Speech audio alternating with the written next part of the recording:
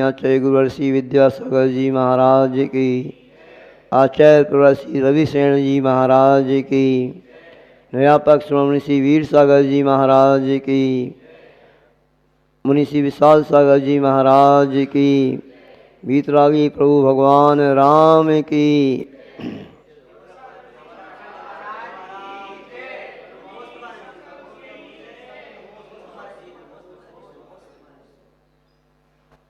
आप लोग सभी लोग उन सिद्ध प्रभु भगवान राम की कथा को सुन रहे हैं विगत 3-4 दिन से।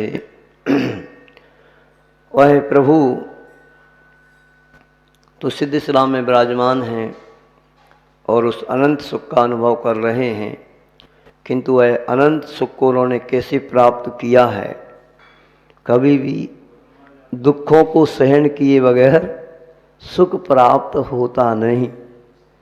तो इन राम कथा को सुनकर के और राम के चरित्र को सुनकर के अपने जीवन को बदलने का पुरुषार्थ करेंगे सभी लोग, कि कैसे विकट परिस्थितियों में भी हमें धीरज रख कर के और समय को निकालना पड़ता है, उस पुण्य को बढ़ाना पड़ता है, जब कई वह अनंत सुख के भागी बन पाते हैं। एक बहुत सुंदर भजन है, ये भजन मुनि श्री प्रणम सागर जी महाराज ने लिखा है, बहुत अच्छा है। इसकी कुछ पंक्तियाँ सुनाते हैं।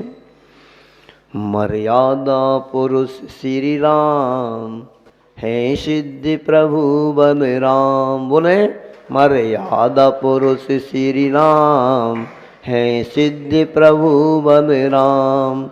जो भी ले इनका नाम, जो भी ले बिगड़े बनते सब काम। जो भी ले बिगड़ते बन मर्यादा पुरुष श्री राम है सिद्धि प्रभु।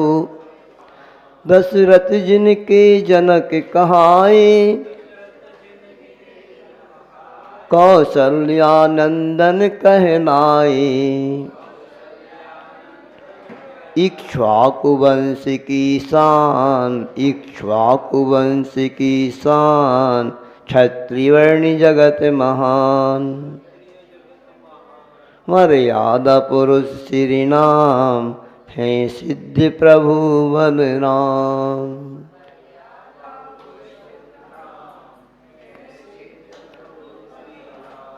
तो इस राम कथा के अंतर्गत आप सभी ने कल सुना था वह प्रसंग कि वह सीता का स्वयंवर होने वाला है, और जब राजा जनक किसी भी प्रकार से उस विद्याधर राजा की बात को नहीं मानते हैं, तो विद्याधर राजा चंद्रगति एक शर्त रखता है कि हमारे पास ये देवोपुनीत धनुष हैं 2, सागरावर्त और वज्रावर्त नाम के वो धनुष थे। इनको हम लेकर के वहाँ पर आएंगे। यदि राम लक्ष्मण बहुत सूरवीर हैं तो वह इन धनुष पर डोरी चढ़ाएंगे, तो वो सीता को वरमाला, यानी सीता उनके गले में वरमाला डालेगी, यानी सीता का विवाह उनसे होगा, वरना हम उसको सीता को जबरदस्ती हरण करके ले आएंगे। ये वार्निंग दे दी चंद्रगति विद्याधर ने। संक्षिप्त में बता रहे हैं आपको, क्योंकि दोपहर में हमने पूरी स्टोरी ये सुना दी है कल। तो फिर वो धनुष को लेकर के पहुंचते हैं, वहाँ पर एक विशाल स्वयंवर की रचना होती है। वो धनुष बहुत विकराल होते हैं, ऐसे जैसे भयंकर सर्प उसकी फुंकार निकल रही हो, अग्नि की अंगार निकल रहे हों, क्योंकि उन विद्याधरों ने चला करके कुछ और विद्याओं को उनमें प्रवेश करा दिया होगा, कि वो तो चाह ही रहे थे कि राम का विवाह सीता से ना हो पाए। तो कोई भी जो भी राजा जाता, उन धनुष को देख करके ही कोई पीछे हट जाता, कोई मूर्छित होकर गिर जाता। ऐसे भयंकर वो धनुष थे। कोई भी उन धनुष के लिए प्रत्यंचा पे नहीं चढ़ा पाया। तो अंत में राम जाते हैं, और राम तो आप सभी जानते हैं, जैन दर्शन के अनुसार एक बहुत महान उसी भाव से मोक्षगामी जीव थे और बलभद्र थे, महापुरुष थे, अचिंत्य उनका वैभव था, शूरवीरता थी।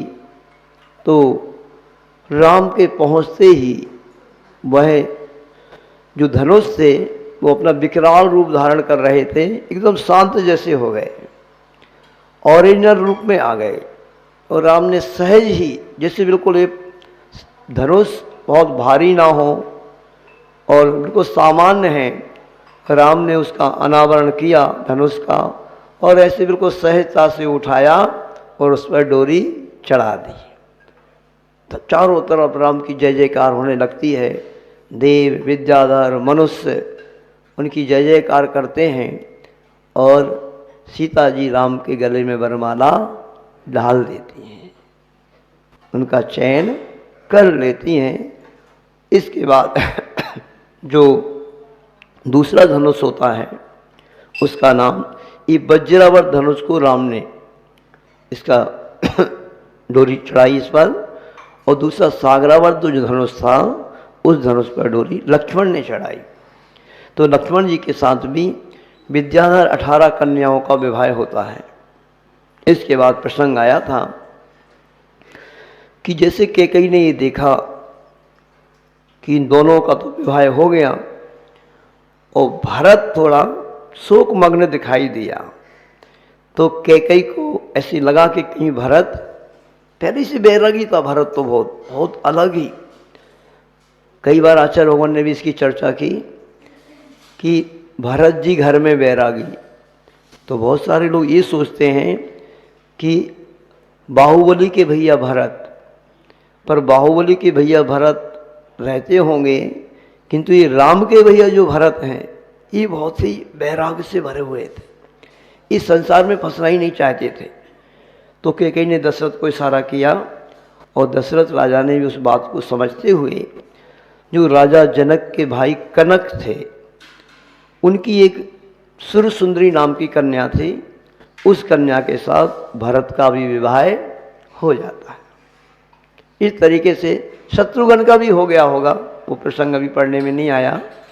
बहुत बड़े राजा महाराजा थे, उनकी अनेक कन्याएं हुआ करती थीं, तो शत्रुघ्न का भी विवाह हो गया होगा।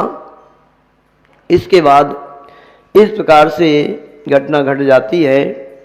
और देखिए बहुत बड़ी आपके लिए शिक्षा देने वाली बात यहाँ पर आचार्य रवि सेनाचार्य जी महाराज ने की है, क्योंकि आप लोग आज के इस ज़माने में उस विवाह की महत्ता को शायद नहीं समझ पा रहे कि विवाह क्या होता है। किंतु आचार्य श्री ने एक बहुत सुंदर हाइकु लिखा है, कल मैंने सुनाया था ये, बिना विवाह क्या प्रभावित हुआ है धर्म प्रवाह, बिगर विवाह के कभी ये धर्म आगे नहीं बढ़ता है। गृहस्थ धर्म की अपेक्षा विवाह एक बहुत मांगलिक उत्सव होता है। इस धर्म की परंपरा को आगे बढ़ाने के लिए एक महान कार्य होता है, जो हर व्यक्ति की वासनाएं अनंत होती हैं। अनंत भाव तो होते हैं, जब तक विवाह व्यक्ति का नहीं होता है ना, तो उसका मन कहीं भी दौड़ता है। किंतु उन भावनाओं को, कामनाओं को, जो कामुक भाव हैं, वासनिक भाव हैं, एक बांध देने का काम विवाह करता है। जैसे ही विवाह होता है, वो व्यक्ति अपनी भावनाओं को, कामनाओं को सिर्फ अपनी पत्नी तक सीमित कर लेता है। इसका नाम विवाह है। आज सभी आप लोग पश्चिमी देशों की सभ्यता की ओर दौड़ लगा रहे हैं, जहाँ पर कोई धर्म कर्म तो है ही नहीं, कोई मान मर्यादाएं नहीं। कभी भी कोई किसी भी व्यक्ति को डाइवोर्स दे देता है और कभी भी कोई दूसरी शादी कर लेता है। वो शादी जिससे करता है वो किसने पहले उसको छोड़ दिया है या क्या है, कोई नहीं, ये कोई मान मर्यादाएं वहाँ पे नहीं। अपनी भारतीय संस्कृति में जितने भी राजा महाराजा हुआ करते थे पहले, अनेक अनेक विवाह किया करते थे। जैसे अपन सुनते हैं कि भरत चक्रवर्ती की 96,000 रानियाँ थी। कोई ये 96,000 रानियाँ, ऐसा नहीं कि भरत चक्रवर्ती किसी की ले आया हो, दूसरी की स्त्री को नहीं लाया।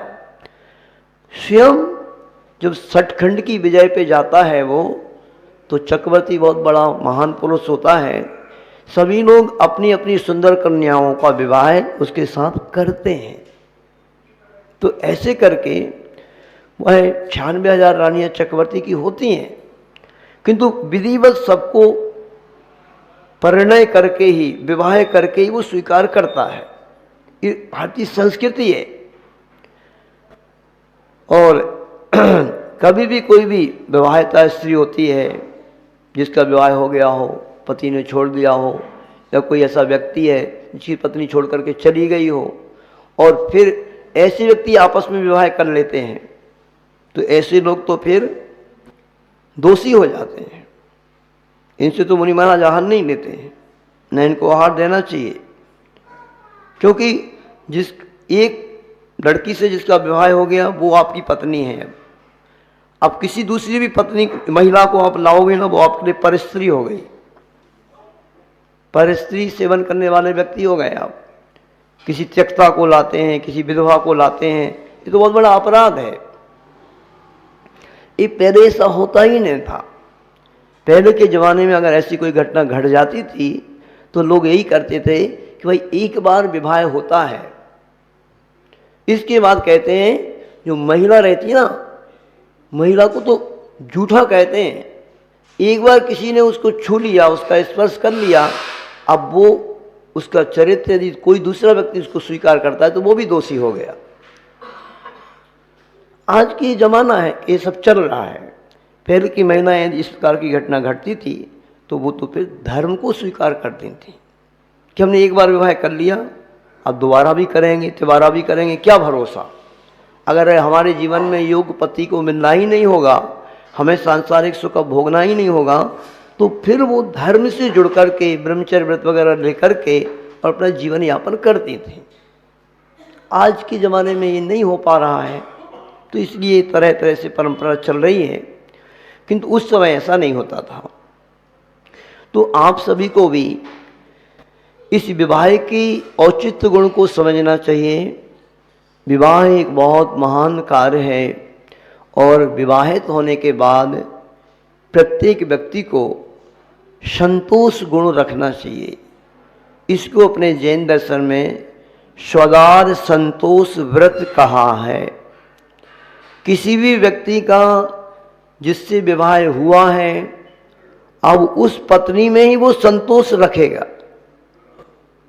अन्य माताएं बहनें जो भी महिलाएं हैं उसको माता और बहन के समान अब वो दृष्टि रखेगा उन पर। इसको भी बहुत बड़ा व्रत कहते हैं। ये भी गृहस्थ का ब्रह्मचर्य व्रत कहलाता है, ब्रह्मचर्य अणुव्रत, इसको ब्रह्मचर्य अणुव्रत कहते हैं। और सती सीता का यही व्रत था। जितनी भी सतियां हुई हैं ये कोई बाल ब्रह्मचारिणी नहीं थी। चाहे सती सोमा हो, सती सीता हो, द्रौपदी हो, अंजना हो, ये सभी विवाहित थीं, किंतु इनका यही व्रत था कि मैं बस जो मेरा पति है उसके अलावा सारे संसार के लोग मेरे लिए बड़े हैं, यदि हमसे तो वो पिता हैं, और छोटे हैं तो बराबरी के हैं तो भाई हैं, छोटा है तो बेटा के समान है। ये भारतीय संस्कृति की नींव में जाना चाहिए। ये भारतीय संस्कृति की रीढ़ है। इस रीढ़ को समाप्त करने का ही कुचक्र इन विदेशी लोगों ने, ये विदेशी शिक्षा को यहाँ भारत में लागू करके अपना नष्ट किया है। इन संस्कारों को नष्ट करने का एक बहुत बड़ा कुचक्र विदेशी लोगों ने चलाया है। इसके महत्व को आप लोग समझने का पुरुषार्थ करेंगे। उस समय भारत ने एक बात जरूर कही, जब भरत का विवाह नहीं हुआ, दोनों भाइयों का हो गया, तो भरत थोड़ा शोक मग्न हो गया और उस समय कहता है कि देखो, मैं एक ही कुल में जन्मा, एक ही पिता से मेरा जन्म हुआ है, फिर भी ये दोनों भाई कैसे पुण्यशाली हैं, सौभाग्यशाली हैं, इनका विवाह हो गया। जब विवाह नहीं हुआ था भरत का, देखो मेरा ऐसा सौभाग्य नहीं है। तो उस समय कहता है कि योग स्त्री की प्राप्ति, सुंदर स्त्री की प्राप्ति अपने धर्म ध्यान में साधन बने, ऐसी स्त्री रत्न का प्राप्त होना भी बहुत पुण्योदय माना जाता है। जिस व्यक्ति का पुण्योदय होता है उसी को ऐसी अनुकूल पत्नी मिलती है, क्योंकि पत्नी का नाम ही भारतीय संस्कृति के अनुसार क्या बोलते अपन, ये हमारी धर्म पत्नी है। ये आज के जमाने जैसा नहीं, आप लोग जैसे एक दूसरे को मित्र फ्रेंड जैसे समझते हो। आजकल का जमाना क्या, आप में पति पत्नी का वो बहुमान है ही नहीं। तुम जैसे स्कूल कॉलेज में रहते थे ना, ऐसे हाँ ये उसका नाम लेते हैं, वो उसका नाम लेते हैं। ये भारतीय संस्कृति नहीं। इसमें अब आप लोगों को एक दूसरे के प्रति बहुमान है ही नहीं। वो पत्नी तुम्हें सामान्य दृष्टि से देखती है, बल्कि जो अगर जॉब और हो जिसका, वो तो अपने आप को तुमसे भी ऊंचा मानती है। तुम क्या हो, तुम कुछ करते ही नहीं हो। मैं जॉब करती हूँ, मैं घर चला रही हूँ। इनको अहंकार हो जाता है महिलाओं को। इसलिए ये गृहस्थ जीवन, महिला वर्ग कभी भी जॉब वगैरह ये काम होता ही नहीं था। जब से पाश्चात्य संस्कृति का प्रभाव पड़ा है और अंग्रेज लोगों ने ये नीति अपनाई कि हम अपनी सरकार में उसी को नौकर रखेंगे जो इंग्लिश को पढ़ेगा, और उस समय से भारतीय मतलब भारतीय विदेशी सभ्यता को, आप विदेशी सभ्यता को देख करके ये संस्कृति भारत में हावी हो गई। गृहस्थ जीवन ऐसे कभी भी चल ही नहीं सकता। आप देख रहे हैं, चला रहे हैं, परंतु आप सभी देख रहे हैं कि कैसे चल रहा है आपका गृहस्थ जीवन। जो पति पत्नी दोनों जॉब करते हैं, दिन काट रहे हैं वो, आप देखो बुरा नहीं मानना, आप गृहस्थ जीवन का आनंद नहीं ले पा रहे हैं। कहाँ आप पर दोपहर 8 बजे जाते हो, दोनों आते हो हारे थके आकर के सो जाते हो, एक दूसरे से बातचीत करना, वो लावते आना, एक जो गृहस्थ के एक पति पत्नी के प्रति एक दूसरे का प्रेम वात्सल्य होता है, बच्चों के प्रति होता है, परिवार के प्रति होता, उसका आनंद आप कहाँ ले पा रहे हो? कुछ नहीं। वो सब, वो आनंद आपका, वो सुख आपका छिन गया सब इस नौकरी के चक्कर में।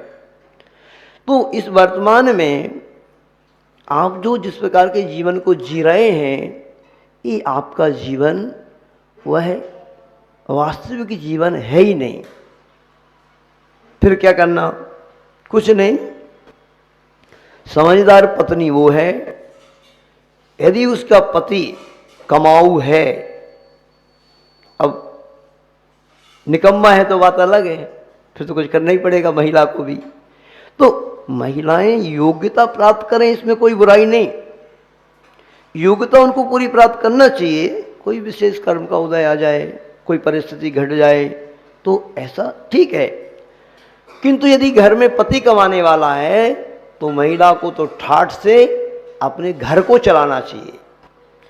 समय पे अपने पति का ध्यान रखें, भोजन बना करके दे, बच्चों का ध्यान रखें, और जब कभी धार्मिक अवसर आए तो सभी पूरे परिवार को मिलकर के इस धर्म की परंपरा को आगे बढ़ाने में सहयोगी बने। इस प्रकार का ये भारतीय संस्कृति के अनुसार गृहस्थ जीवन हुआ करता था, वो आज समाप्त है। इस गृहस्थ जीवन में इस प्रकार की दरार पाड़ने वाले कौन हैं, वो वर्णन यहाँ पे आ रहा है। देखो, जब सीता विदा होकर के, यानी विदा होने वाली है और अपने पीहर को जाने वाली है, अयोध्या जाने की तैयारियां चल रही हैं, विदाई होने वाली है, उस समय माता पिता अपनी बेटी को क्या शिक्षा देते हैं। बहुत अच्छा प्रकरण है। इसको एक गजल के रूप में पहले कहा गया है। विदा हो कर के आए बेटी, तुम अब ससुराल जाओगी। मुझे आशा यही भारी, सुयस कुल का बढ़ाओगी। तेरी माता को संज्ञा है, हुक्म उनका बजाना तुम। पिता दशरथ जी को मानो, तभी सम्मान पाओगी। देवरानी और सासू की करो आदर सहित सेवा, इसी सेवा की मेवा से वहां तुम प्रेम पाओगी। है कोई ऐसी माताएं जो इस प्रकार की शिक्षा आज बेटी को देती हों? इस प्रकार की शिक्षा जो माताएं अपनी बेटी को देंगी, वह बेटी कभी भी ससुराल में जाकर के अपना डेरा अलग नहीं रखेगी। वो वहां पर जाकर के अपने पति के कानों में नहीं भरेगी, चलो जी अपन तो हाँ आराम से अलग रहेंगे अपन तो। सुन रहे हो, सीता कितने बड़े परिवार में जा रही हैं, इतना बड़ा भरा पूरा परिवार है, तब भी वह माँ विदेहा उस सीता के लिए इस प्रकार की शिक्षा दे रही है। तब कई संयुक्त परिवार चला करते थे और संयुक्त परिवार में लोग शान से रहते थे, कभी कोई किसी प्रकार की दिक्कत नहीं आती थी, एक दूसरे का सहयोग कर देते। आज तो आप कैसे जमाने में रह रहे हो, वहाँ पे एक सोसाइटी में रहते हो ना। जब हम पिंपली सौदागर में थे तो एक कीर्ति भैया थे, उनके घर पे गए, 3 किलोमीटर दूर था, वहाँ पर एक उनकी सोसाइटी में एक चैत्यालय भी था। तो मैंने कहा ठीक है, वहीं पे सामायिक कर ली आहार के बाद, चूँकि दूर था स्थान। उसके बाद मैंने कहा सुबह 1 बजे सब लोग आना, जैसे कल ग्रीन सोसाइटी में गए थे ना, तो हमने कहा थोड़ा आप लोग आना, बाद में अपन चर्चा करेंगे, थोड़ा इतनी दूर आए हैं, आप लोगों से थोड़ा परिचय तो हो जाए हमारा। ऐसे करके हमने बुलाया। उसी सोसाइटी में व्यक्ति नीचे रह रहा है, आजू बाजू की किसी बिल्डिंग में रह रहा है, ये यहाँ पे चैत्यालय है, ये भी मालूम नहीं व्यक्ति को। एक व्यक्ति सामने की सोसाइटी से आया, अरे महाराज जी मुझे तो पता ही नहीं था कि यहाँ पे चैत्यालय है, और ये चैत्यालय हमारे रिश्तेदार ही हैं, ये तो हमारे रिलेशन में है महाराज जी। सोचो आप कैसे आप लोग रह रहे हो यहाँ पर, कोई मतलब नहीं। इन विदेशी कंपनियों को, कंपनियां तुम्हारा बिल्कुल पसीना निकाल के दे रही हैं, निकाले दे रही हैं, 12-12, 14-14 घंटे की ड्यूटी आप दे रहे हो। सोचो आप, विचार करो क्या तुम्हारा जीवन है। ये बहुत अच्छा लगा। कम से कम जो कई जगह भी जैन सोसाइटी पूरी बन रही है, जैसे सुस में दिव्य शांति है, पार्थ जैनम है, इधर आपका जय जैन सोसाइटी है। जैनी लोग रहेंगे कम से कम, तो फिर भी कभी कभी एक दूसरे से मिलना जुलना, मंदिर में या कोई फंक्शन होता है कोई, तो आपका हो सकता है। ये बहुत अच्छा तरीका है। यह कार्य चिंचवड़ वालों को भी करना चाहिए। इधर उधर जो बिखर के रह रहे हो आप लोग, 15 घर कहीं पर, 10 घर कहीं पर, 4 घर कहीं पर, ये कार्य संभव है। कुछ समाज के अच्छे समृद्ध लोग यदि चाहें तो ये भी आजकल व्यापारी तो है, सोसाइटीज बनाना एक व्यापारी है। इस बात को जैनी लोगों को समझना चाहिए। जैनियों का एक अपना बहुत बढ़िया सुव्यवस्थित स्कूल हो, जिस स्कूल में कुछ हम अपने बच्चों को व्यवस्थित क्या संस्कार होते हैं, धर्म के संस्कार भी, उन संस्कारों को दे सकें। हमारा जब अपना स्कूल होगा, पहले के ज़माने में ऐसे ही होता था, सरकारी कोई स्कूल नहीं हुआ करते थे, ऐसे ही ट्रस्ट के स्कूल होते थे, ट्रस्ट की संस्थाएं होती थीं, जहाँ पर सभी लोग अपने अपने हिसाब से संस्कार दिया करते थे। किसी दूसरे के स्कूल में तो हम कुछ बोल नहीं सकते। तो ये काम जैनियों को पहले करना चाहिए। आचार्य गुरु विद्यासागर जी महाराज की कृपा दृष्टि है, उनके आशीर्वाद से आज 5 स्कूल ऐसे प्रारंभ हो गए हैं। जानते हो आप सभी उन स्कूलों का क्या नाम है? प्रतिभा स्थली। आचार्य भगवान ने नाम ही उनका क्या दिया है? प्रतिभा स्थली। जहाँ पर प्रतिभाओं का निर्माण होता है, उसका नाम है प्रतिभा स्थली। ऐसी प्रतिभाएं वहाँ पर उन बच्चों के अंदर निखर करके आएंगी कि इस धर्म की रक्षा के लिए सहयोगी बनेंगी। तो ऐसे उस प्रतिभा स्थली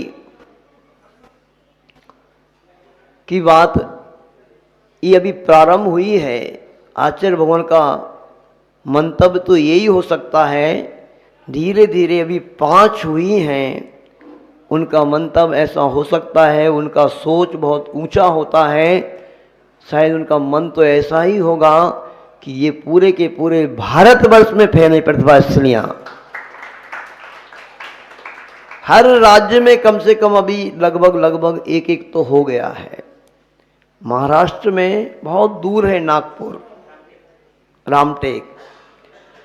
बहुत अति शीघ्र पूना वालों को गुरुवर के पास जाकर के निवेदन करना चाहिए कि पूना बहुत बड़ा नगर है, शिक्षा का एक बहुत बड़ा गढ़ है। महाराज एक प्रतिभा स्त्री यहाँ पर भी होना चाहिए।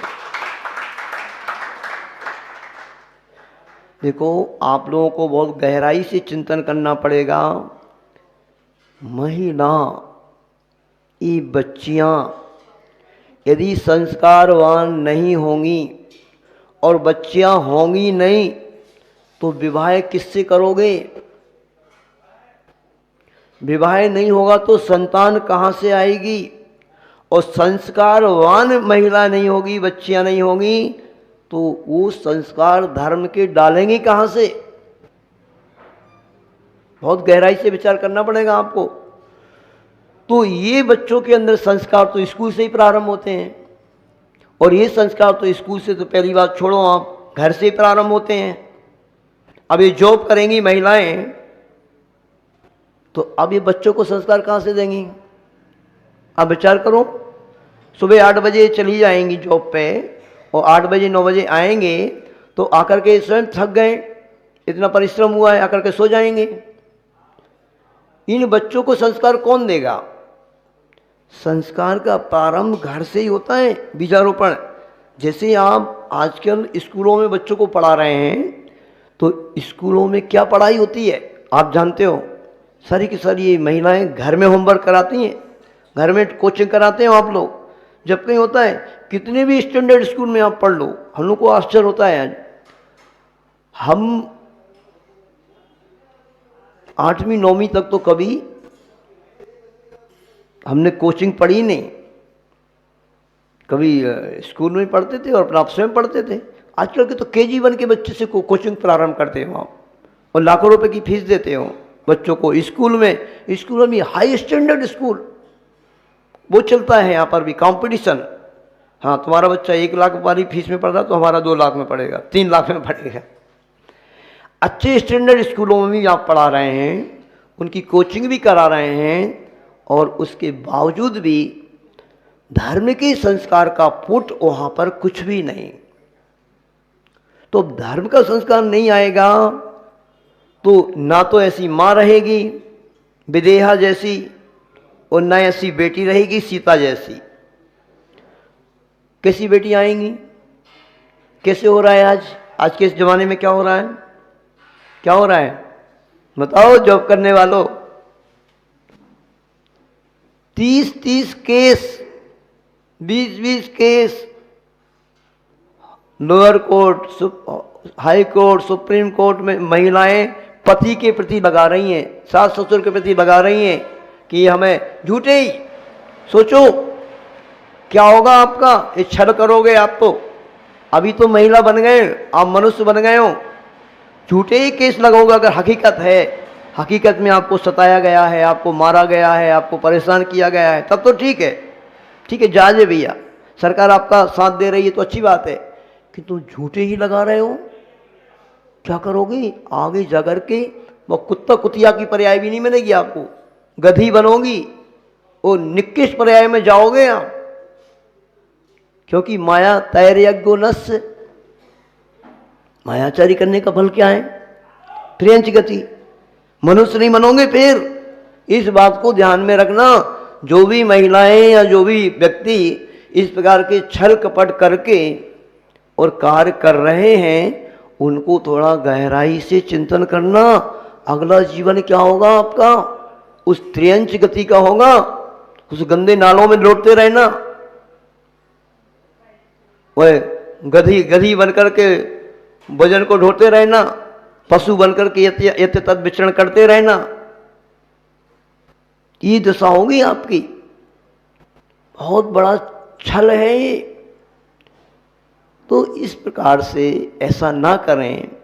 इस पुराण ग्रंथ को सुनकर के, इस राम कथा को सुनकर के, इन राम के चरित्र को सुनकर के, इनके आदर्शों को समझ करके अपने जीवन में उतारने का पुरुषार्थ करना, तो आप सबका जीवन भी राम राज्य जैसा बन सकता है। आज भी बन सकता है राम राज्य।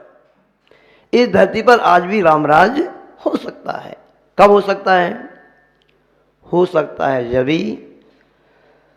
जब जैसे आचार्य भगवान की सोच है, उस सोच के अनुसार ये पूरे के भारत में से ये अंग्रेजी शिक्षा जो है ना पलायन करे। आचार्य भगवान का भाव ये नहीं कि अंग्रेजी शिक्षा पलायन करे, अंग्रेजी मीडियम समाप्त हो। आप समझ रहे हैं? आचार्य जी कभी विरोध नहीं करते हैं, और न विरोध करना चाहिए किसी चीज़ का किसी को भी। न आचार्य कहते हैं, आचार्य कहते हैं भाषा का ज्ञान तो हर भाषा का हो, सब सारी भाषाएं जितनी भी हैं, तो सब भाषाओं का ज्ञान हो। ज्ञान होने में कोई बुराई नहीं। आज जो अंग्रेजी मीडियम चल रहा है, मीडियम में क्या हो रहा है आप समझने का पुरुषार्थ करेंगे सभी लोग। वो सारी बुक्स, सारा सिलेबस इंग्लिश में ही होता है। उस बच्चे की जान पूरी की पूरी उस इंग्लिश को सीखने में खप जाती है, प्राण निकल जाते हैं उसके। इतना बड़ा बड़ा बस्ता जो बन रहा है ना 10-20 किलो का, सारी बुक्स, आज शिक्षा के नाम पे व्यापार हो रहा है।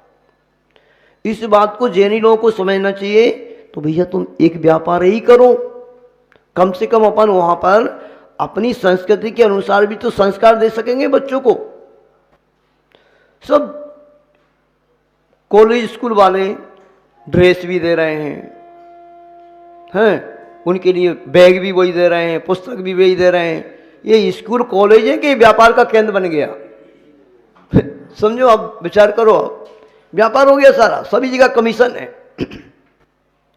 तो अच्छे समाज के लोगों को, जो अच्छे अच्छे श्रेष्ठी वर्ग हैं समाज के, ऐसे लोगों को पुरुषार्थ करना चाहिए। और अति शीघ्र इस पूना महानगर में भी आचार्य गुरुवर विद्यासागर जी महाराज के आशीर्वाद से एक बहुत सुंदर कन्या स्कूल बने और प्रतिभा स्कूल बने, कि जहां पर अब अपने अच्छे अपने ढंग से अपन लौकिक शिक्षा तो देखो सभी हो रही है। ऐसा मत समझना कोई भी व्यक्ति कि प्रतिभा स्त्री स्कूल में कोई लौकिक शिक्षा नहीं दी जाती है, बहुत बढ़िया दी जाती है। यहाँ तो आपको स्कूल भेजना पड़ता है, बस का किराया लगता है, और स्कूल की फीस भी बहुत ज़्यादा रहती है, और पढ़ाने वाले टीचरों का भी कोई भरोसा नहीं कि वो टीचर लोग ही आज बच्चों के साथ नाइंसाफ़ी कर जाते हैं। और सारी कलाओं में पारंगत किया जाता है प्रतिभा स्त्री में, डेंटिंग, पेंटिंग, चित्रकला, सिलाई, कढ़ाई, बुनाई, नृत्य, सब कुछ। यहाँ पर तुम अपने बच्चों को नृत्य क्लास में भेजते हो, डांस क्लास में भेजते हो, भरोसा है आपको उस व्यक्ति के पास जहाँ भेजते हो वही तुम्हारी बच्ची के साथ कुछ भी कर जाए, उसके आचरण को कुआचरण बना दे, कोई भरोसा है? भेजते हो आप लोग। तो आप लोग विचार करना चाहिए आपको कि सती सीसा जैसे संस्कार, और वो जो माँ विदेहा जो सीता के लिए इस प्रकार के संस्कार दे रही है कि बेटा तुम वहां पे जाकर के अब क्या करना, वहां के कुल का मान, कुल की मर्यादा बढ़ाना। अब महिला का कुल अब वो नहीं रहा, पीहर से कोई मतलब लेना देना नहीं।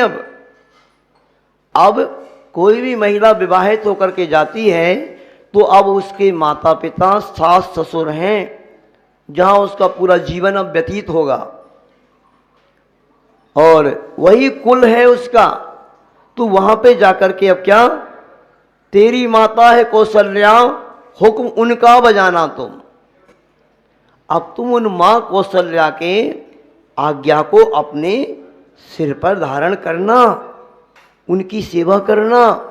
जो भी परिवार में बड़े बुजुर्ग लोग हैं, देवरानी है, जेठानी है, तो जेठानी के प्रति बहुमान रखना, तो देवरानी को भी हीन भावना से नहीं देखना, उसके प्रति भी वात्सल्य का भाव रखना। ये शिक्षा माँ दे रही है। आज की माएँ, जो माँ इस प्रकार की शिक्षा नहीं देती हैं और अलग ही कुचक्र फोन के माध्यम से भरती रहती उस बेटी के कानों में, वे माएँ दुश्मन हैं। दुश्मन है वो माँ नहीं। बुरा लग रहा है आपको थोड़ा सा, क्योंकि आजकल तो यही चल रहा है। तो लग जाए तो अच्छी बात है, उन माँओं को भी बुरा लग जाए तो अच्छी बात है। और जो आप लोग महिला वर्ग बैठे हैं, यदि आप भी तो कभी माँ बनोगे, जो बेटियां हैं तो वो भी तो माँ बनेंगी। तो इस बारे में विचार करना आप सभी लोग। यदि इन महिलाओं को संस्कारवान, अपन बच्चियों को संस्कारवान नहीं बनाएंगे तो ये विवाह की परंपरा आगे कैसे बढ़ेगी। और आचार्य भगवान यहाँ पर कह रहे हैं, कुमुद जी शास्त्री जी, बिना विवाह है क्या कभी भी प्रभावित हुआ? धर्म प्रवाह है, धर्म का प्रभाव बिना विवाह के कभी भी नहीं होता है। तो एक और बहुत अच्छा प्रसंग है, देखो यहाँ पे पढ़ने में आया है, मैं आपको बताना चाहता हूँ। ये तो शिक्षा दी ही गई यहाँ पर कि बेटा ससुराल में जाकर के अब आपके माता पिता सास ससुर रहेंगे, और मैं गारंटी देता हूँ जितनी भी बहुएं हैं, अगर वो ससुराल में जाकर के अपने सास ससुर को माता पिता समझ लें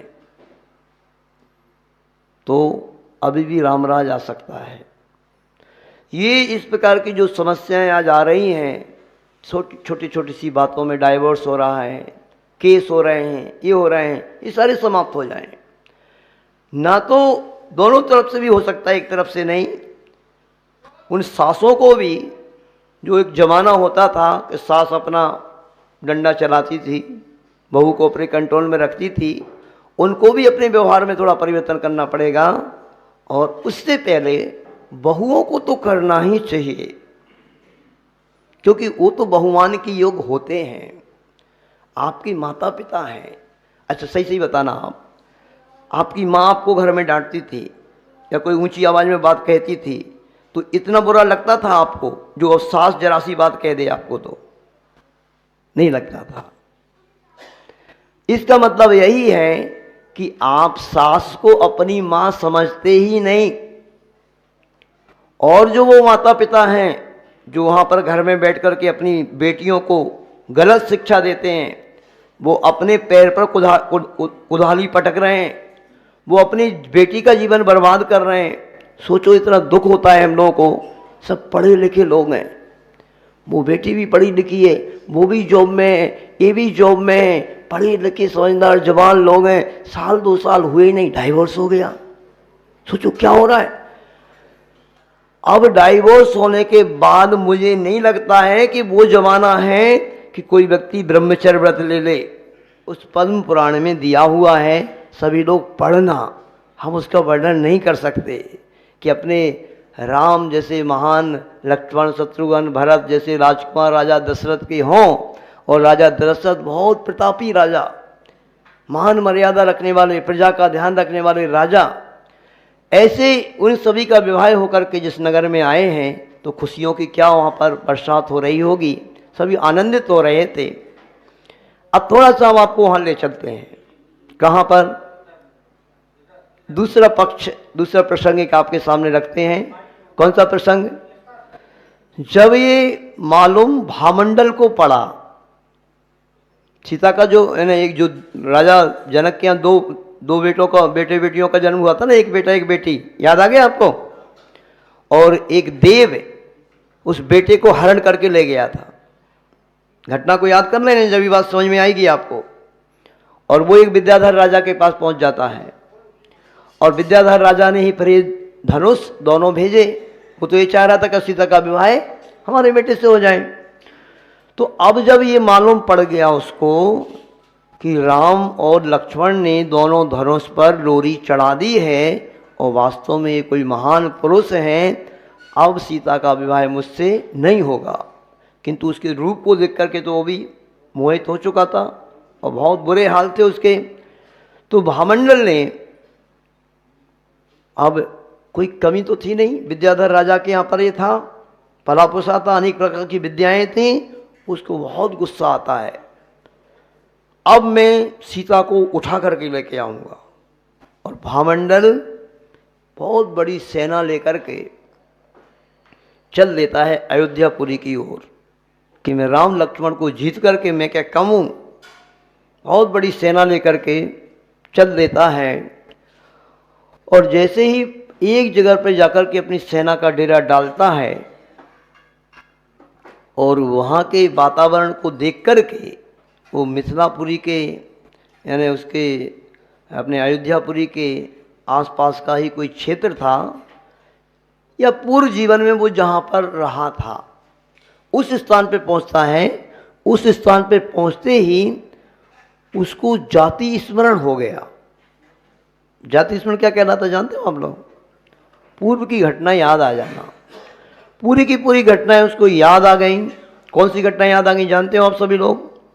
जो पूर्व जीवन में वो ये भामंडल जो था, चित्तोत्सवा वाली, चित्तोत्सवा एक लड़की रहती है और एक लड़का रहता है पिंगल नाम का, और वो गुरु के पास पढ़ने जाते हैं और उनकी आपस में मित्रता हो जाती है। फिर वो उसको लेकर के चला जाता है, उसके साथ विवाह कर लेता है, और उसके बाद बहुत सुंदर थी वो, राजकुमारी थी, और कहाँ पर ये सामान्य ब्राह्मण का पुत्र था। तो ये घटना आपको याद आ जाना चाहिए, याद कर लेना आप। और फिर उसके बाद घटना घटती है कि एक इतनी सुंदर थी वो, तो एक वहाँ का राजा का राजकुमार था, उसकी दृष्टि इस पर पड़ती है, तो उसने इसको ज़बरदस्ती अपनी रानी बना लिया, पर उठवा करके ले गया वो। तो वो घटना उसको पूरी की पूरी याद आ जाती है कि मैंने किसी व्यक्ति की उस पत्नी को हरण किया था, जबरदस्ती अपनी स्त्री बना लिया था, और वह व्यक्ति मतलब ऐसा मैंने किया था। फिर कोई मुनि महाराज का समागम मिलने से मैंने सब पश्चाताप किया था और अपनी सारी बातों को मुनि महाराज को बता करके प्रायश्चित लिया था, और उनसे कुछ नियम भी लिया था। और उस नियम के कारण ही, जानते हो क्या नियम लिया था? मुनि महाराज ने तो बहुत बड़ा धर्म का उपदेश दिया, किंतु वह हर व्यक्ति की सामर्थ्य अपनी अपनी होती है, तो वो सब कुछ उस नहीं ले पाया नियम। किंतु एक नियम लिया था बस उसने। कौन सा नियम लिया था? उसने महाराज से निवेदन किया कि महाराज, जो दिगंबरी दीक्षा नहीं ले सकता है या मुनि महाराज नहीं बन सकता है, तो गृहस्थ के योग भी कुछ धर्म होता है क्या? आप सभी लोग भी, बहुत सारे लोग कहते हैं, निवेदन करते हैं। तो महाराज जी ने फिर गजब की वहाँ पर उस पद्म पुराण ग्रंथ में आप पढ़ना, पूरा धर्म का उपदेश दिया। और महाराज जी ने कहा, ऐसे व्यक्ति हैं जो गृहस्थ में रहते हैं, यदि बहुत मोक्ष मार्ग में आगे दिगंबरी दीक्षा नहीं ले पा रहे हैं और प्रतिमा इत्यादि को भी नहीं ले पा रहे हैं, तो इन लोगों को गृहस्थ में रहते हुए भी कोई व्यक्ति यदि व्यसनों का त्याग करता है, व्यसनों का भी त्याग कर देता है, तो वह भी सदगति को प्राप्त होता है। वह भी बहुत सातिशय पुण्य को बांधने वाला होता है। सारे व्यसनों की व्याख्या की महाराज ने। कितने व्यसन होते हैं आप सभी को पता है? व्यसन मीन्स बुरी आदतें, ऐसी आदतें जो व्यक्ति को लग जाए ना तो भगवान भी आ जाएं तो छूटती नहीं, उसी को तो आदत बोलते हैं। तो ऐसी आदतें, बुरी आदतें 7 होती हैं। कौन कौन सी? जुआ खेलना, शिकार करना, मांस खाना, मदिरा पान करना, चोरी करना, वेश्यागमन और परस्त्री सेवन। इस 7 आदतें होती हैं। और आज टीवी मोबाइल का ज़माना है। जिस व्यक्ति का जुड़ाव थोड़ा बहुत भी यदि धर्म से नहीं है तो उस मोबाइल के माध्यम से प्रायः करके लोग इन 7 व्यसनों को करने में लगे हैं। इस पंचम काल में ऐसे थोड़ी आचार्य भगवंतों ने कहा है कि इस पंचम काल में अधिकांश लोग नरक त्रयंश से आए हैं और नरक त्रयंश में ही जाना है। इन्हें गिने लोग हैं जो बैठे हैं इस मंदिर में, जिनालय में। आपके यहाँ से भी 400 घर की समाज जुड़ी हुई है, 350 घर की। आज शनिवार है, बाजार का दिन है, छुट्टी का दिन है महाराज। हिल स्टेशनों पे गए होंगे घूमने फिरने लोग। यहाँ तो यही काम है छुट्टी के दिनों में, शनिवार रविवार बच्चों को लेकर के, पत्नी को लेकर के घूमने फिरने जाना, मौज मस्ती करना, मजे उड़ाना, है ना? यही होता ना कि नहीं शास्त्री जी? हाँ, कल देख ही आए, ये बोले देख लिया महाराज जी। कल हम गए ना जी, सोसाइटी में गए, दोपहर में बुलाया लोगों को पूछा भाई मंदिर जाते हो? महाराज जी रोज तो नहीं। अब बताओ, कभी सैटरडे संडे चले जाते हैं महाराज जी। अब बताइए आप, कोई वो जमाना है क्या अब जो माणक बाग में मंदिर था, या वो कौन सा और कौन सा है, गुरुवार पेट, शनिवार पेट और बहुत ज़्यादा कहीं ऐसी ही जगह पर मंदिर थे। आप ग्रीन सोसाइटी है या जो ये जो जहाँ भी 2-3 किलोमीटर में सोसाइटीज हैं, वहाँ से ये मंदिर कितना दूर है? एक मंदिर इधर भी है, इधर एक बाकड़ में है उधर, और पिंपली सौदागर, यानी 4-5 किलोमीटर के एरिए में 3-3 मंदिर, 6 मंदिर हैं। अब बताइए आप, व्यक्ति 20-25 किलोमीटर, वो कौन कौन से हिल स्टेशन है पूना के आसपास? लोनावड़ा क्या, हाँ, और रायगढ़ और न जाने क्या क्या, वो वहां पे जा सकता है और इन मंदिरों में नहीं जा सकता है। व्यक्ति ऑफिस कितने दूर चला जाता है, बच्चे को छोड़ने चला जाता है, वो मंदिर नहीं आ रहा है। तो ये क्या है? विनाश काले विपरीत बुद्धि। वही सूत्र यहाँ पे लागू हो रहा है। अमूनन लोग इस पंचम काल में नरक त्रयंश से आएंगे और नरक त्रयंश में ही जाएंगे। वो तैयारी कैसे होगी फिर? बहुत अच्छा है, आप सभी सौभाग्यशाली हो जो यहाँ पर बैठे हुए हो। वो जो आचार्य भगवंतों ने कहा है ना, कुछ लोग ही स्वर्ग जाएंगे, मुझे ऐसे लगता है ये सब स्वर्ग में जाने वाले ही हैं। स्वर्ग में जाने वाला ही तो भगवान का अभिषेक करने के लिए आएगा, गुरुओं की वाणी सुनने के लिए आएगा और अपने घर में शुद्ध भोजन बना करके गुरुओं के कर कमलों में देने का सौभाग्य प्राप्त करेगा। और किसी को सौभाग्य प्राप्त हो ही नहीं सकता। तो वह पूरी की पूरी घटना उसको याद आ जाती है, और जब याद आ जाती है तो कहता है जिस व्यक्ति की स्त्री को मैंने हरण किया था वही बाद में वो व्यक्ति भी मुनि महाराज बनता है ना। मैंने थोड़ा सा गलत बता दिया था, उसको भी हम क्लियर करना चाहते हैं, आपकी गलत धारणा बन गई हो। तो जो चितोत्सवा थी और वो जो एक पिंगल नाम का एक लड़का था, वो जो था ना, तो वो जो पिंगल नाम का लड़का था वो बाद में बहुत मूर्छित जैसा हो जाता है, पागल जैसा हो जाता है, जब उसकी उस पत्नी को वो एक कुंडल मंडित नाम का जो व्यक्ति रहता है वो जबरदस्ती उठवा लेता है। वो राजा था। तो फिर ये पिंगल नाम का जो व्यक्ति है बहुत भटकता है, दुखी होता है और बाद में एक मुनि महाराज का समागम प्राप्त करके और धर्म का उपदेश सुन करके वैराग्य से भर जाता है और मुनि दीक्षा ले लेता है। मुनि दीक्षा लेने के कई कारण होते हैं, वैरागी बनने के भी कई कारण होते हैं। आजकल बहुत सारे लोग वैरागी बन जाते हैं। लड़के लड़के की फ्रेंडशिप चल रही बहुत दिन से, अब वो किसी कारण से नहीं हो पाई तो भी वैराग आ जाता है। कभी कभी ऐसे हो जाते हैं केसेस बहुत सारे कि अब हमें करना ही नहीं। आज के नहीं, पहले के भी हैं। पहले के ऐसे बहुत सारे किस्से कहानी हैं कि दोनों की भाई सगाई हो गई, कुछ कारण बन गया और उनके अब नहीं, वो नहीं कर रही शादी हमसे, तो अब हम वैराग धारण कर ले रहे हैं। इसने वैराग धारण कर लिया, उसने भी वैराग धारण कर लिया। तो ऐसे भी धारण कर लेते हैं लोग, कई कारण बनते हैं। तो ऐसे इस क्या हुआ, वैराग धारण कर लिया इसने, मुनि महाराज बन गया। किंतु मुनि महाराज बनने के बाद भी लिखा है पद्म पुराण में, वो उसको भूल नहीं पाता था, याद आती रहती थी जब कभी भी वो। किंतु मुनि महाराज तो बना, ऐसे लिखा कि इधर उसकी याद आती थी, वो इधर मुनि महाराज बनकर के तपस्या भी कर रहा था। अर्ध जले मुर्दे के समान शरीर हो गया, सूख करके सब कुछ ऐसे शरीर दिखने लगा उसका। तपस्या भी कर रहा है किंतु भूल नहीं पा रहा है। तो ऐसे करके वो मुनि महाराज बन गया। तो फिर बाद में एक असुर जाति का देव बन जाता है। असुर जाति का देव बना।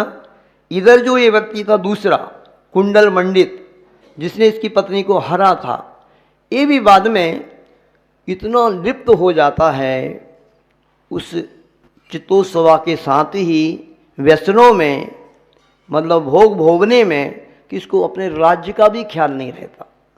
दूसरे राजा ने इसके ऊपर आक्रमण कर दिया और आक्रमण करके इसका पूरा राज्य छीन लिया, इसको राज्य से बाहर भगा दिया।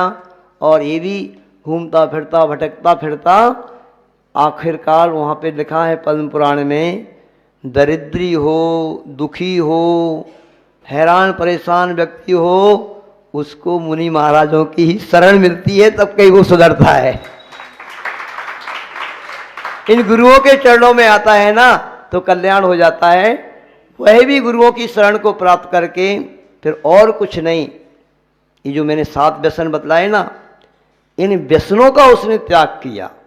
उन्हें और कुछ नहीं कर सकते हम, और व्यसनों का त्याग करके वह भी सोच के तो ये जाता है कि मेरा एक कोई मित्र है, वो बहुत बड़ा राजा है, मैं उसके पास जा रहा हूँ, उससे सहयोग लूँगा और उसके बाद मैं जिस राजा ने हमारा राज छीना है उससे राज लूँगा।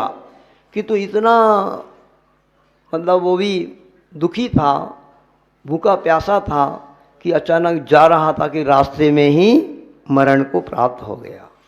और कहते हैं, लिखा वहाँ पर कि दोनों ऐसा संयोग बना कि चित्तोत्सवा का जीव और वह जो कुंडल मंडित का जीव था, दोनों ही जाकर के विदेहा रानी के गर्भ में, जो थोड़ा बहुत धर्म का संस्कार प्राप्त किया था ना, अब देखना इससे भी आप लोग कल्पना करना कि मात उसने व्यसनों का त्याग किया, और व्यसनों के त्याग के कारण भी वो कहाँ राजा जनक के यहाँ पर जन्म होता है उसका, राजा महाराजाओं के यहाँ जन्म हुआ उसका।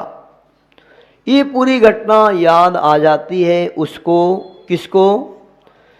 ये जो दूसरा वाला व्यक्ति है जिसने जबरदस्ती वो पहले वाले व्यक्ति से उस लड़की को उठवा लिया था और पापों का त्याग कर दिया, व्यसनों का त्याग कर दिया, मुनि महाराज के से प्रायश्चित ले लिया। प्रायश्चित एक बहुत बड़ी चीज है। आप सभी से कहना है, कभी भी किसी व्यक्ति से कोई भी पाप हो गया हो, निसंकोच एक बालक की भांति गुरु के पास जाकर के कह देना, और कह देंगे और उसका गुरु जो प्रायश्चित दें आपको। प्रायश्चित के बारे में कहा है, सबसे पहली बात तो किसी व्यक्ति की, सामान्य व्यक्ति की हिम्मत ही नहीं पड़ती। ऐसे लगता गुरु क्या सोचेंगे। अपना व्यक्ति, हर कोई अपना बिल्कुल कितना भी बड़ा अपराध हो वो किसी को बताता है क्या? बताता नहीं। बताने के लिए हिम्मत चाहिए। इसलिए प्रायश्चित को तप कहा है। प्रायश्चित भी तप है, प्रायश्चित कोई अपराध नहीं। प्रायश्चित तप है। 12 प्रकार के तप में 6 प्रकार के अंतरंग तप में प्रायश्चित, विनय, वैयाव्रत, स्वाध्याय, विसर्ग, ध्यान, प्रायश्चित को तप कहा है। उससे प्रायश्चित लेने से हमारी कर्म की निर्जरा होती है। और कहा कि गुरु के सामने यदि आपकी कोई गलती हो गई, गुरु के सामने जाकर के आपने निवेदन कर दिया, हे महाराज, हे आचार्य महाराज, हे मुनि महाराज, हमसे ये गलती हो गई, ऐसी गलती के निवेदन करते ही 25% पाप आपका निर्जरा को प्राप्त हो जाता है। और फिर जैसा कहना है, जैसा अपराध हुआ है आपसे, जैसा अपराध हुआ बिल्कुल ज्यों को त्यों कहा, एक बालक की भांति, एक बालक की भांति आप गुरु के सामने निवेदन कर दो, डरना नहीं। जो महान गुरु होते हैं, खैर गुरु की भी परीक्षा करके ही करना। जो महान गुरु होते हैं, आचार्य गुरु विद्यासागर जी जैसे, कहते हैं वो कभी भी उस बात को अन्यत्र नहीं कहते। वो गुरु ऐसे होते हैं, गुरु का पेट इसलिए बड़ा होता है, सब बातें वो अपने अंदर रखते जाते हैं, वही गुरु हैं। डायरेक्ट किसी को नहीं बताते, उदाहरण के रूप में किसी को समझाना हो, बताना हो कि उससे किसी को शिक्षा मिले, वो बात अलग रहती है। तो यदि जैसा अपराध आपसे हुआ है, वैसा ही अपराध यदि आपने गुरु के सामने कह दिया तो 25% और गया। फिर जो गुरु ने प्रायश्चित दिया, उस प्रायश्चित को यदि आपने जैसा गुरु ने बताया, प्रायश्चित को स्वीकार कर लो पहली बात तो, नहीं तो वो चालाक होते शिष्य। वो प्रायश्चित, महाराज हमें तो ये परेशानी है, हमसे इतने उपवास तो नहीं हो पाएंगे, हमसे ये वाला प्रायश्चित आप जो दे रहे हैं वो तो हम नहीं कर पाएंगे, ऐसे टाला मटोली करते हैं। नहीं, गुरु ने जो दिया है उसको स्वीकार कर लो, और स्वीकार करके यदि आप उसका पालन भी कर लेते हैं तो सारा पाप प्रायश्चित से धुल जाता है। ऐसी बहुत बड़ी युक्ति जैन दर्शन में है। इसलिए जैन दर्शन कहता है पाप से घृणा करो, पापी से नहीं, क्योंकि पापी व्यक्ति तो कभी भी प्रायश्चित लेकर के शुद्ध हो सकता है। ठीक है ना। तो आज तो आपका समय हो गया, अपन अभिषेक करेंगे। ठीक है। अब कल आपके सामने प्रसंग आएगा, क्योंकि अब हमने दोपहर में तो लोग आते नहीं, इसलिए बंद कर दिया। हम ही यहाँ बैठे रहें और सुनने वाला कोई ना हो तो फिर दूल्हा अकेला हो, बाराती ना हो तो मज़ा नहीं आता है, अकेला क्या करेगा। इसलिए अब कल ही आपके सामने प्रसंग आएगा, बहुत सुंदर प्रसंग आएगा कि अब भामंडल का सीता से मिलन भी होता है, अपने माता पिता से मिलन होता है, वो दृश्य क्या रहेगा। उसके बाद राम बहुत समय तक अयोध्या में रह कर के अच्छे से रहते हैं, राम सीता सभी। उसके बाद आगे दशरथ जी को वैराग होता है किसी कारण से, वो भी एक अच्छी घटना है। और वैराग से भर कर के दशरथ जी दीक्षा लेने का भाव बनाते हैं और राम का राज तिलक करने के लिए आदेश देते हैं। सारी अयोध्या और स्वर्गपुरी की तरह सजती है और राम का राज तिलक की तैयारियां होती हैं। उसके बाद क्या होता है वो आप लोगों ने देखा तो है सीरियल पर। ध्यान रखना, सीरियल अलग चीज़ है। सीरियल जो बनाया गया है, अनेक प्रकार की रामायण हैं, उनमें से मटेरियल एकत्रित करके और दिखाया गया है। किंतु ये जो जैन रामायण है, ये रामायण जो भगवान महावीर स्वामी ने सुनाया है अपने केवल ज्ञान के माध्यम से, और आचार्य परंपरा से जो फिर आचार्य रवि सेन जी महाराज ने इसको लिखा है, कि अलग चीज़ है। तो इसके माध्यम से ये सारे प्रसंग कैसे क्या आते हैं आपके सामने हम रखने का पुरुषार्थ करेंगे। आज इतने ही रखते हैं। ठीक है। बोलिए आचार्य गुरुवर विद्यासागर जी महाराज की।